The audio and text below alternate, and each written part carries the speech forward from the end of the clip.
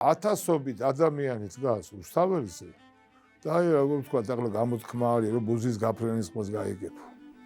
არის აი ეს სიჩქუნე. ყველა არის თავის თავთან დარჩენილი მარტო.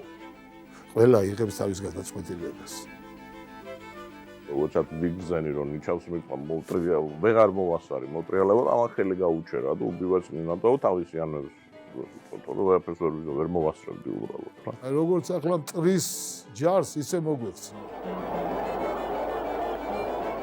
რუსული მედიის მთელი მიმართულება 4, 5, 6, 7, 8, 9-მდე სანამ დარბევა არ მოხდა, არის ის რომ თბილისში ანტიაფხაზური აქციები მიმდინარეობს.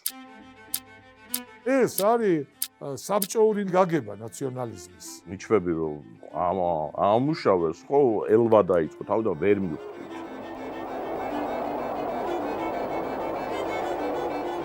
მიყვარდა ის ხალხი და მინდა რომ ისევ სიყვარულის ეს ხსობა გამიცადა.